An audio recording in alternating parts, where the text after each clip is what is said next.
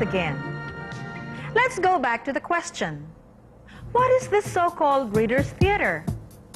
Reader's Theater is a group technique of telling a story.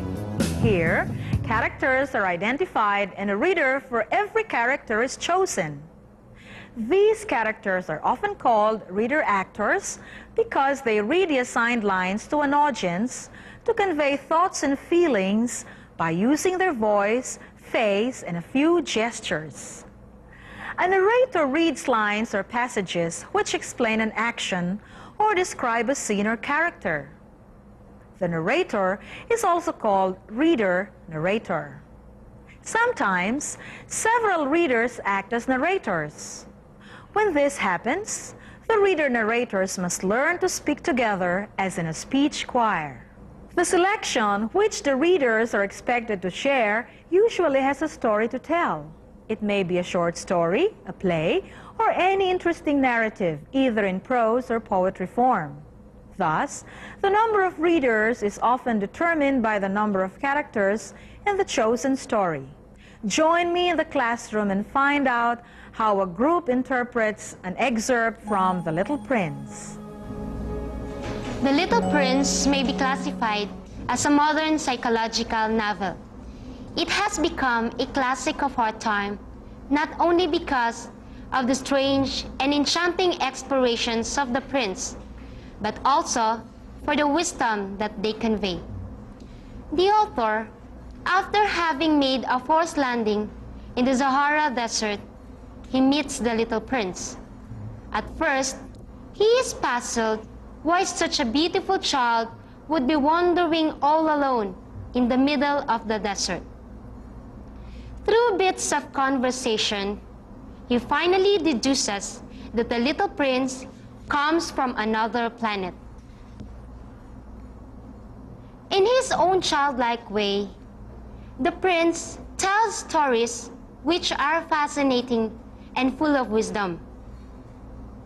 In the planet where he comes from, he tells that he has 3 volcanoes, one of which is already extinct, and a haughty and beautiful flower. He carefully cleans out his volcanoes to prevent eruptions and caters to all the needs of his flower. He also tells about his explorations on other planets and about the people who rule them. In his wanderings on planet Earth, he relates stories of how he first met a snake and later on a fox. Here is a scene of his meeting with a fox. "Good morning," said the fox. "Good morning," the little prince responded politely. Although, when he turned around, he saw nothing. "I'm right here," the voice said, "under the apple tree." "Who are you?" asked the little prince, and added, "You are very pretty to look at." "I am a fox," the fox said. "Come and play with me," proposed the little prince. "I am so unhappy." "I cannot play with you," the fox said. "I'm not tamed." Please excuse," said the little prince. But after some thought, he added, "What does that mean, tame?" "You do not live here," said the fox. "What is it that you are looking for?" "I am looking for men," said the little prince. "What does that mean, tame?" "Men," said the fox. "They have guns and they hunt. It is very disturbing. They also raise chickens. These are their only interest. Are you looking for chickens?" "No," said the little prince. I am looking for friends. What does it mean, same? It is an act too often neglected, said the fox. Means to establish ties. To establish ties? Just that, said the fox. To me, you are still nothing more than a little boy. It's just like 100,000 other little boys. And I have no need of you. And you, on your part, have no need of me. To you, I'm still nothing more than a fox, like 100,000 other foxes. But if you tame me, then we shall need each other. To me, you will be unique in all the world. To you, I will be unique in all the world. I am beginning to understand, said the little prince. There is a flower. I think she has tamed me. An excerpt from The Little Prince by Antoine de Saint-Exupéry.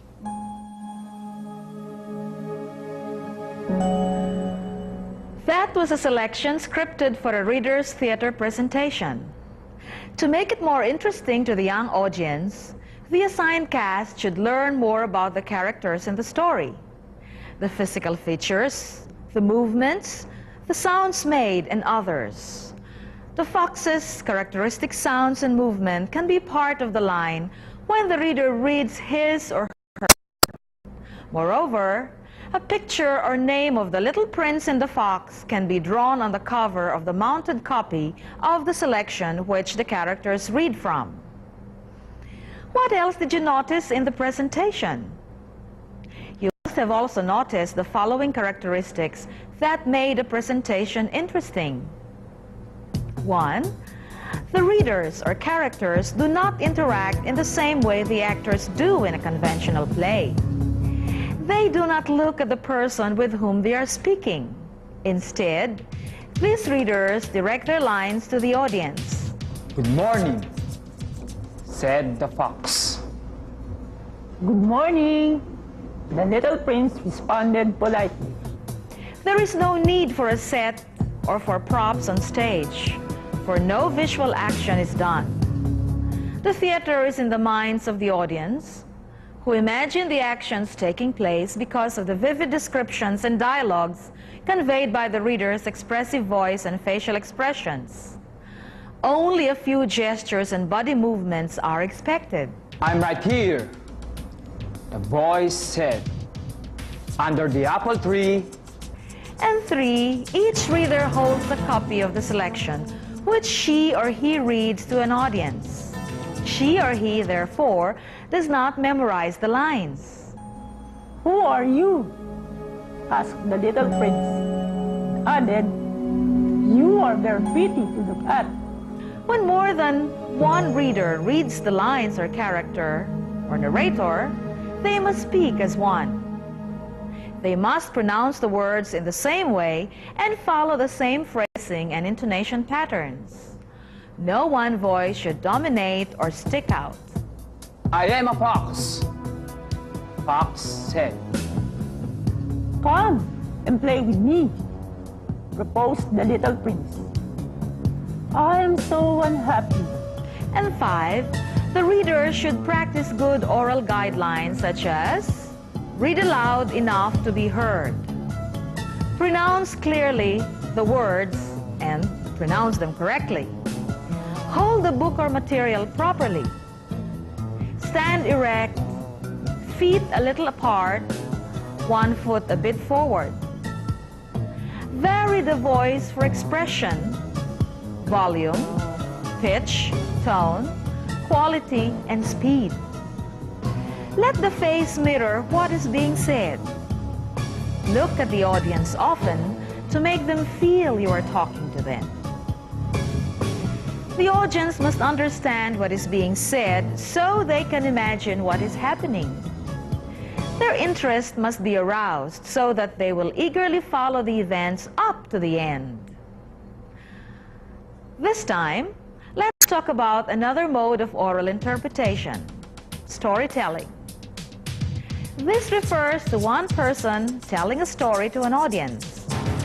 He or she tells the story with expression using his or her voice, face, and body, and some visual aids to help the audience understand and enjoy it. Let's watch a student telling a story.